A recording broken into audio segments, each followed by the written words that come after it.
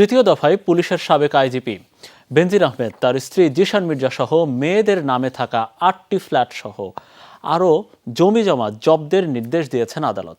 এদিকে বেনজিরের এসব দুর্নীতির দায় সরকার নেবে না বলে জানিয়েছেন স্বরাষ্ট্রমন্ত্রী আসাদুজ্জামান খান।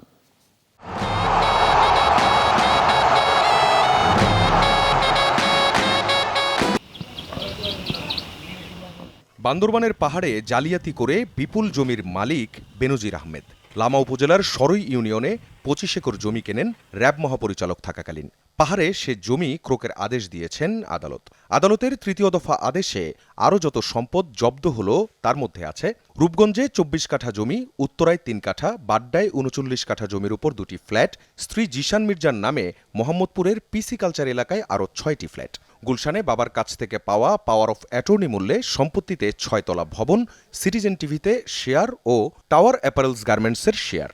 দুদকের আবেদনে ঢাকা মহানগর দায়রা জজ আদালতের বিচারক মোহাম্মদ আশামস জগলুল হোসেন এ আদেশ দেন। ধারণা করা হচ্ছে যে উনি এই সমস্ত সম্পত্তি লন্ডারিং এবং বা জ্ঞাত আয় বহির্ভূত সম্পদ নয়। স্থাবর সম্পত্তির ক্ষেত্রে আমরা ওই সমস্ত সম্পত্তিগুলি আদালতে ক্রোক করার জন্য আবেদন জানাই। আদালত উভয় আমাদের আবেদন মঞ্জুর করেন এবং এই সম্পত্তিগুলি ক্রোক এবং ফ্রিজ করা হয়। এ নিয়ে স্বরাষ্ট্রমন্ত্রী বলেছেন, আইজিপি থাকার সময় মন্ত্রণালয়ে বেনজিরের বিরুদ্ধে কোনো অভিযোগ আসেনি। তিনি পুলিশের বাহিনীর প্রধান ছিলেন। আমাদের কাছে এমন কিছু আসেনি, এমন কিছু ঘটনা ঘটেনি যে তাকে আমরা দায়ী করতে পারি। আমরা যেগুলি আসছে সেগুলি আমরা দেখেছি সঠিকভাবে, কাগজপত্র সঠিকভাবে আসছে। এখানে কোনো ভুলভ্রান্তি যদি করে থাকেন সেটার জন্য আপনি যেটা বলছেন যে তদন্ত হচ্ছে, সেগুলি দেখবে। আমাদের এখানে দেখার কিছু নেই। তদন্ত যারা করছেন তারা যদি কিছু প্রমাণ করতে পারেন তখন সেটা নিয়ে দেখা হবে।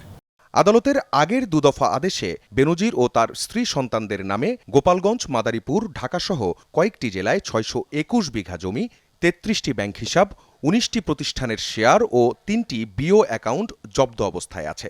দুদকের তলবে নির্ধারিত সময়ে হাজির হননি বেনজির। ২৩ জুন হাজিরার তারিখ ধার্য করেছে দুদক।